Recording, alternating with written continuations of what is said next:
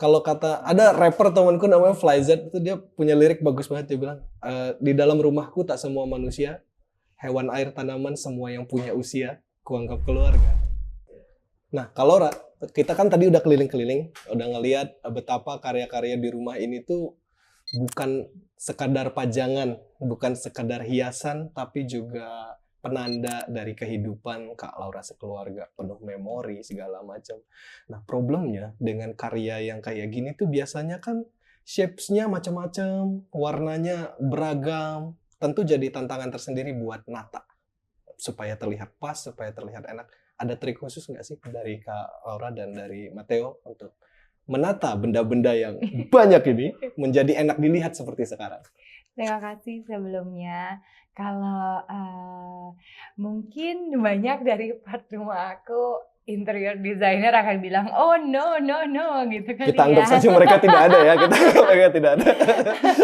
Kalau aku sih sebenarnya gini, rumah itu yang tadi aku bilang di luar jauh artinya daripada yang bisa kita sentuh. Tapi lebih daripada itu sesuatu yang bisa kita rasakan. Kalau secara estetika sebenarnya, contohnya nih kayak kamu lihat ini semua suami aku yang ngecat. Oke. Jadi semua cat di sini Hasil karyanya Matteo ya? hasil karya Matteo gitu.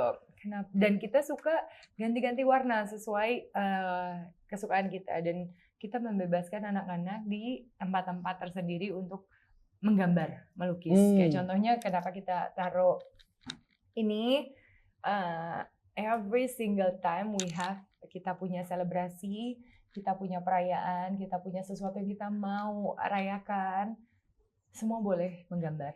Ini ada dari gambar Matteo, gambar anakku yang pertama, dan gambar anakku yang kedua. Estetika, kalau buat aku, yang penting semuanya nyaman. Di mata orang yang tinggal di rumah ini dan hidup di rumah ini. Gitu. Oke, berarti pernah ada diskusi nggak Kak? Misalnya kayak, ini kayaknya jangan taruh sini deh. Oh, selalu. Every single piece. Like, setiap hal yang kita taruh. Dan ini mungkin kalau bulan depan kalian balik ke sini bentuknya nggak kayak gini lagi. Sesuatu yang stay akan seperti ini. Tapi yang lain akan berubah. Nah, gimana caranya supaya anggota-anggota keluarga ini sepakat nih? Ini kan ada banyak kepala nih. Semua punya selera masing-masing. Gimana untuk sepakat itu harus di sini? Enggak, ini harus di sini gitu. Nah, cara mendamaikan perbedaan ini gimana nih? Kata terakhir lah. Jadi tetap ada the highest authority ya? Enggak, tapi kita ngobrol lah. Bener nggak? Ngobrol, tapi aku ngobrol kata terakhir. Iya, kalau aku oke. Enggak, cuma maksud aku ada estetikanya lah. Paling nggak buat aku presisi aja sih. Aku lebih ke presisi. Oke, ini di sini.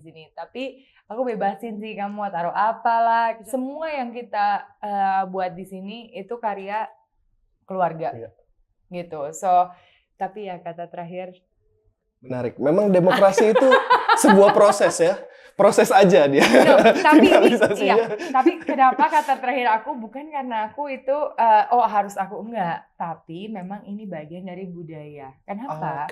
Karena ibu adalah jiwa di dalam rumah. Iya, betul. Laki-laki, ayah itu fondasi ya.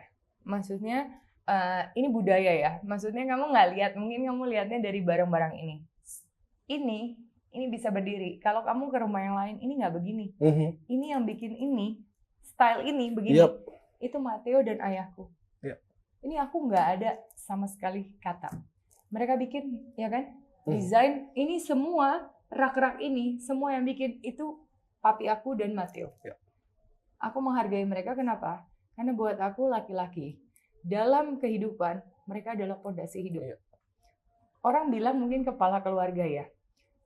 Secara bangunannya aku serahkan kepada laki-laki. Yang mendirikan basisnya ya, fondasinya. Karena kenapa? Iya, dalam hidup kita sebagai perempuan, aku menghargai posisi pria yang menjaga ketangguhan dari bahtera rumah tangga. Rumah itu apa sih? cuma gedung, ya Iya, kan? iya. Ini adalah tangible things that we can see. Iya. Tapi ini adalah yang kita bangun dalam bentuk yang kita nggak bisa lihat. Betul, jiwanya gitu ya. Iya, ini kan rumah aku dengan suami aku. Aku tidak ada satupun, ya sayang ya, tidak ada satupun bilang, oh ini kamu mau bongkar gimana? Nggak ada. Kamu mau ngerjain apa? Kamu mau bongkar ini silakan. Kamu mau berdiri ini silakan. Semua yang berdiri di sini itu hasil papi dan suamiku. Termasuk wood panel ini ya. Semua. Bikin sendiri. Semua. Luar Ini biasa. dari ini semua. Tapi perempuan itu apa? Kita yang memberikan warna di kehidupan setiap harinya. Oke. Apa yang kita taruh, bunganya, apa yang kita masak, Ya. apa yang kita... Itu yang bikin rumahnya hidup ya. Exactly. Jadi ini adalah karya seni yang memang lambang dari pernikahan kita. Ya. Ini mau digambar apapun, aku bebas. Di atas bebas aku. Kenapa? Karena kehidupan itu jalannya, seni pun begitu. Hari per hari per hari. Apa yang kamu rasakan? Seni itu sangat berhubungan intimate ya. Intimasi terhadap diri kita. Kalau kamu tidak bisa tuangkan di luar karena social pressure, tuangkan aja di sini dulu. Iya, di lingkungan terdekat kita Iya. ya. Benar. Jadi saat kamu keluar, tadi kan kamu melihat, when you make a step, make it count. Jangan bawa amarah, Betul. jangan bawa kesedihan, Iya. jangan bawa energi yang negatif keluar. Tuangkan di dalam rumah. Kenapa? Karena kitalah yang bisa menerima itu semua. Iya, benar. Tempat Dan- paling aman ya. Exactly. Saat kita keluar, kita mencari inspirasi dan kita membuat inspirasi baru lewat talenta yang kita miliki masing-masing. Tapi ini memang menurutku ide yang cemerlang ya buat naruh blackboard, bisa diisi seluruh anggota keluarga di ruang makan. Aku mau tiru ini, boleh ya? Boleh banget dong. Karena anakku juga lagi fase suka nggambar Iya. dan seluruh rumah digambar dan tidak pernah masalah karena ibunya juga ilustrator. Jadi Luar silakan. biasa banget. Iya gitu, silakan. Cuman ini menarik banget sih, ada spot khusus. Karena kita tidak semua itu bisa berkata-kata. Kenapa? Makanya kayak di Artopologi aku lihat kan, ada karya yang dihargai sedemikian rupa. Ada harga yang sedemikian rupa. Kalau kita lihat di tempat lain, oh luar biasa. Ini yang mungkin ya viral kemarin nempel pisang doang sedemikian rupa gitu ya. Mungkin 100 juta orang tidak mengerti. Kalau buat aku sih begini ya. Karya itu tidak harus semua orang mengerti. Satu aja.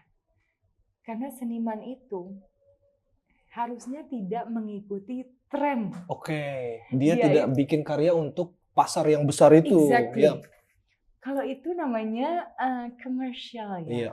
Pabrik lah ya, Iya, untuk semua exactly. orang gitu ya. Iya. Seni itu mahalnya di mana? Mahalnya di mana kamu bisa berbicara tanpa kata-kata. You say and I understand. Yep. Itu kenapa mungkin karya satu rumah ke rumah lain, mungkin yang lain tidak mengerti. Karya satu seniman ke seniman lain, mungkin tidak mengerti. Tidak apa-apa. Kalau yang mungkin aku salah ya, maaf. Tapi buat aku, kalau yang tidak mengerti, tidak apa-apa. Tapi kalau yang mengerti, bergeraklah. Yep. Kalau ada karya seni yang buat kamu, mungkin tanpa alasan, Bung. Abu. Sorry. Namanya Bung Abu. Abu. Wah, anteng dia. Lucu banget. Iya, Ya, sorry. Aku sepakat sih Kak sama yang Kalora bilang, kayak satu aja orang yang bisa mengapresiasi itu, Iya. menangkap mungkin intensi senimannya gitu, udah cukup ya. Iya, tapi kalau misalnya nih ya, kamu merasa, oh ya karya seni ini harganya dalam rupiah segini, gitu ya. Oh ini mahal sekali, gitu ya. Kalau buat aku, mahal itu kan yang menentukan currency uang ya. Benar. Tapi rasa kamu semahal apa, Iya. gitu loh. Iya. Nah, ada karya-karya seni dan kebetulan memang aku kain, aku seni. disitulah kamu bisa cerita ke anak kamu bisa bawa ke generasi berikutnya, di mana mungkin saat itu kamu sedang patah hati, mungkin saat itu kamu sedang mengalami kesusahan, mungkin saat itu kamu sedang mengalami kebahagiaan luar biasa, dan kamu melihat satu karya ini, dan di karya ini kamu hidup kembali. Itu tidak bisa diukur dengan uang, dan itu bisa kamu turunkan. Benar. Dan itu adalah suatu sejarah dalam hidup kamu. Dan tidak hanya menghidupkan diri kamu, tapi menghidupkan orang yang membuat seni itu. Karena kenapa? Seniman biasanya susah kalau ditanya ini mau dijual berapa. Itu susah banget. Iya.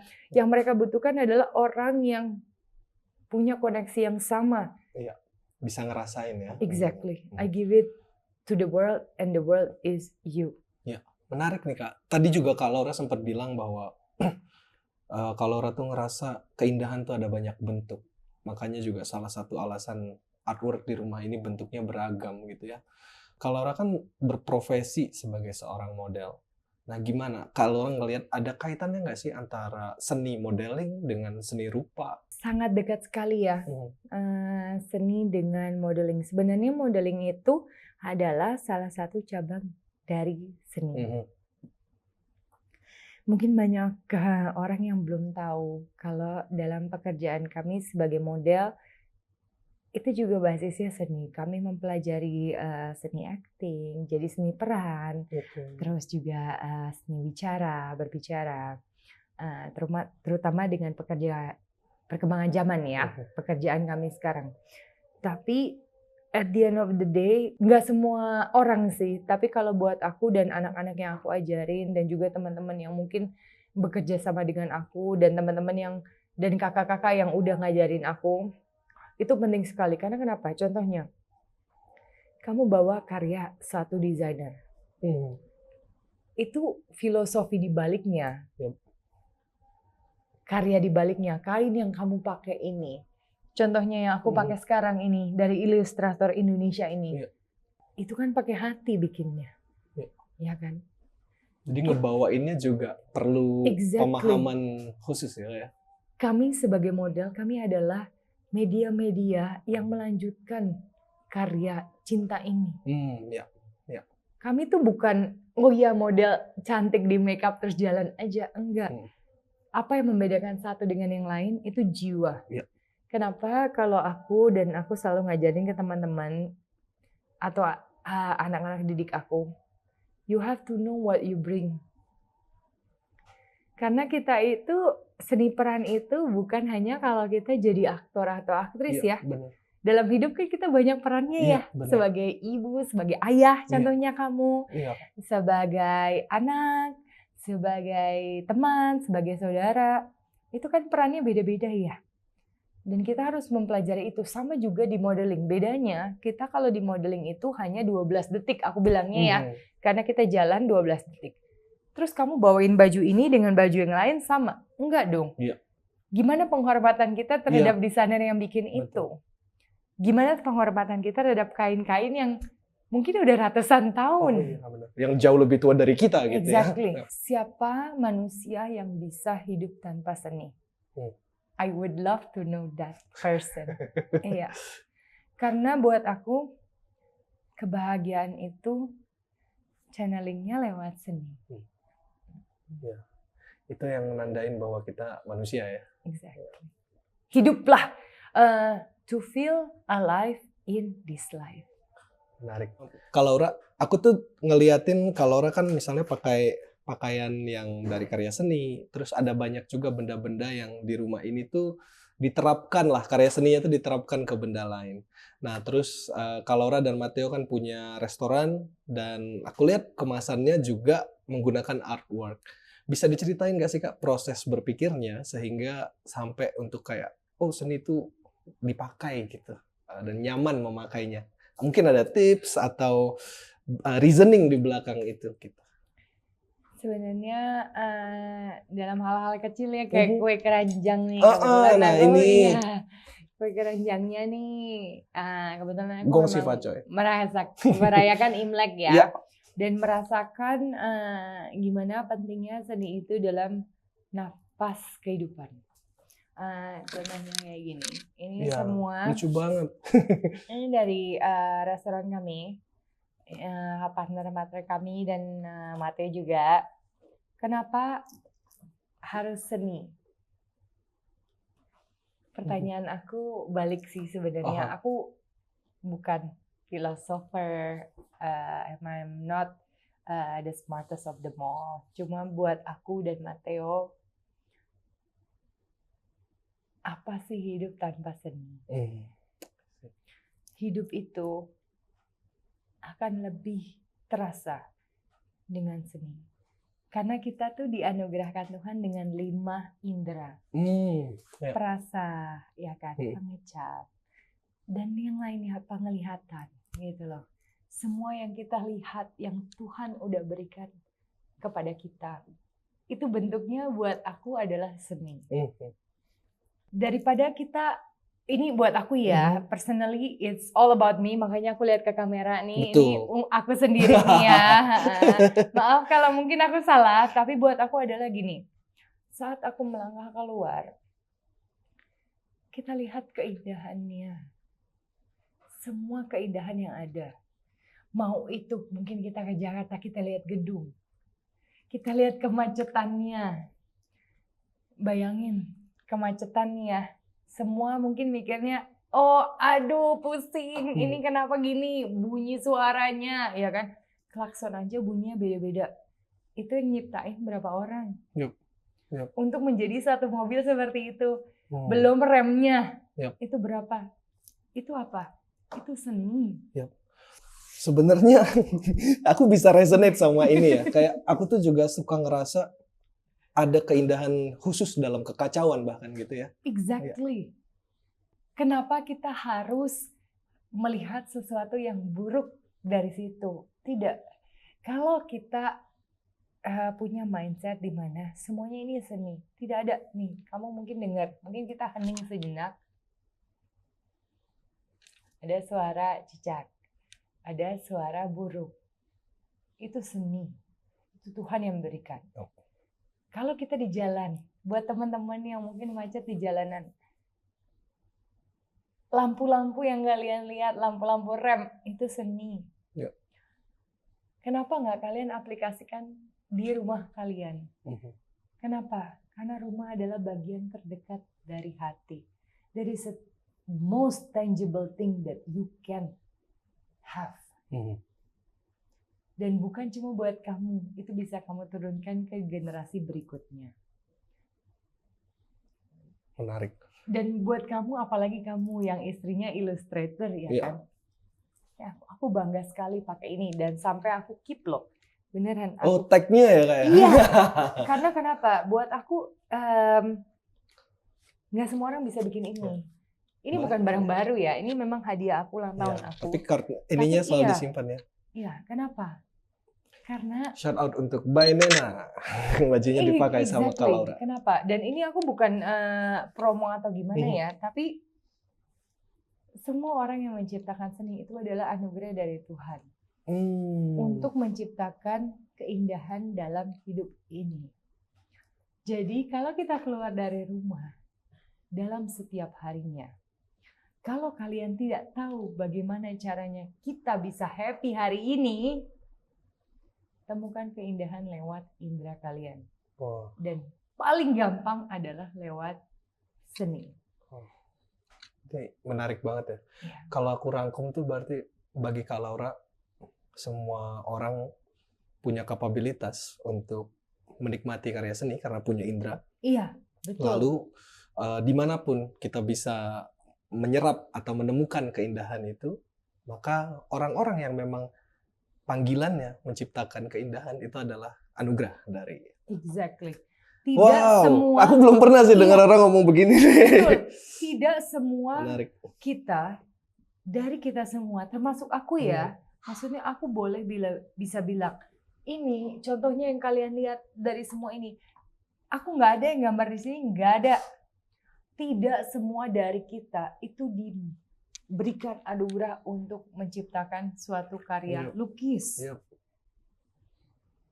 Tidak. Tapi Tuhan menganugerahkan kita untuk merasakan semua anugerah seni Iya. ini.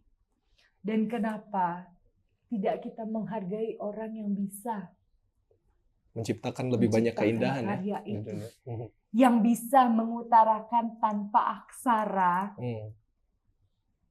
ini loh. Langsung gitu ya. Iya. Perasaan yang kita tidak bisa utarakan lewat aksara gitu. Kalau aku kebetulan memang tidak bisa, tapi orang-orang ini bisa. Dan buat aku, orang yang bisa menciptakan itu adalah anugerah dari Tuhan untuk gimana caranya aku bisa berbicara tanpa aku berbicara. Oke. Jadi dengan kesadaran itu ya sebenarnya Kak Laura selama ini aktif gitu untuk mendukung ilustrator lokal, mendukung kegiatan-kegiatan seni di banyak komunitas, termasuk komunitas adat gitu-gitu ya. Exactly. Karena kalau ini semua motifnya mati, tidak ada yang meneruskan. Semua kerjanya di komersial. Hidup kita diatur oleh kalkulator. Menarik.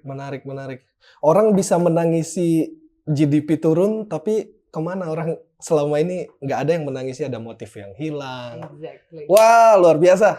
Iya. Very nice. Apalah, karena kita gini, maaf aku berbicara bahasa Inggris, but this is our life. Do you wanna just live or you wanna feel alive? Yeah. If you wanna feel alive, then appreciate and celebrate the art, Yeah, because the beauty. that, Yeah. exactly. That what makes you feel alive. Menarik. Ini mungkin pertanyaan terakhirku, Kak. Tadi Kak Laura sempat nyinggung bahwa mamanya Kak Laura juga melukis. Ya. Nah, mungkin bisa diceritain nggak gimana sih tumbuh di keluarga yang ibunya, kita tahu ibu tuh biasanya kan kayak pemandu utama anak-anak gitu, memahami berbagai hal ya, termasuk keindahan gitu. Gimana Kak? Ada pengalaman khusus nggak tumbuh dengan ibu yang melukis, atau mungkin ada nilai-nilai tertentu yang ditanamkan sama ibu sehingga Kak Laura tumbuh menjadi orang yang segininya mengapresiasi keindahan dan seni? Terima kasih untuk pertanyaan indahnya. Kebetulan aku, they say talent skip a generation ya. Jadi memang aku tidak bisa melukis atau menggambar, tapi I have a deep appreciation towards arts. Tapi kebetulan anakku punya apresiasi yang tinggi. Ini contohnya, ini gambar anakku, ini suamiku, dan ini anakku yang umur 3 tahun. Dan ini adalah lukisan dari Mami yang saat beliau masih belajar. Yang tadi kita lihat di ruangan itu ya. Juga itu beberapa lukisan Mami masih belajar. Buat aku kenapa itu penting sekali dan masih aku hidupkan. Karena kita nggak semuanya dilahirin sebagai manusia ekstrovert ya. Jadi ada rasa-rasa yang masih tertinggal di dalam hati. Dan untuk Mami contohnya ada contohnya Mami kangen dengan Eropa. Dan Mami mau belajar untuk menggambar gimana sih autumn di Eropa. Dulu aku dapat beasiswa di Belanda ya. Dan gimana sih daun-daun waktu itu di Belanda. Jadi beliau belajar untuk melukis daun saat beliau datang ke aku. Iya, kunjungan ke aku pertama kali saat di Belanda. Ini, the color itself itu melukiskan saat beliau ingat, oh ada kanalnya, ada warna-warna yang udah mulai berubah gitu. So for me, memori apa sih hidup warnanya tanpa cerita-cerita indah dalam hidup kita. Beberapa menuangkan dalam lukisan. Contohnya Mami aku. Ya. Contohnya anak aku yang gambar nih. Ngerayain ulang tahun. Iya. Gini. Oh ini buat Mima, ini buat Mima. Ini suami aku. Gitu loh. Itu karya kecil. Tapi aku sebagai orang yang tidak bisa melukis atau menggambar, aku melihatnya ini sentuhan rasa yang luar biasa. Jadi hati kita tuh sebenarnya bukan segini, besar banget. Dan saat ini gimana kamu nggak berkaca-kaca gitu loh. Kalau Ya. buat aku sih, I enjoy this art so much. Ya. So that's why I say buat aku, harga itu bukan terhitung dari currency-nya. Karena currency yang bikin manusia. Tapi rasa Tuhan yang buat. Ya. So, untuk aku, hargailah jika kamu punya talenta untuk berkarya, berkaryalah. Jika kamu punya talenta untuk merasalah. Dan jangan pernah berpikir, oh karena ini bukan tren, jadi aku nggak melakukan hal itu. Karena tren itu manusia yang bikin. Tapi ini rasa, itu kita dianugerahkan. Ya, ini menarik banget ya. Karena aku tuh sedikit banyak tertarik juga sama sejarah seni gitu misalnya. Dan dalam sejarah seni itu kan biasanya orang tuh ngomongin siapa pelukis terhebat abad ke-20. Ya, apakah Pablo Picasso atau Amadeo Modigliani gitu atau siapa gitu. Ada pembicaraan tentang hierarki ya, apa kualitas karya tuh beda-beda satu sama lain. Nah, kembali mendengarkan bahwa pada dasarnya bukan itu yang penting, bahwa dibuat oleh anak-anak maupun oleh orang yang baru belajar melukis atau oleh seniman profesional, semua punya nilai yang istimewa gitu ya. Exactly.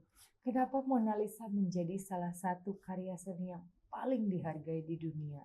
Kenapa di antara semua museum Louvre yang dikunjungi yang paling ramai? Karena ada Mona Lisa. Kenapa? Karena dia tidak bisa ditebak perasaannya. Ya.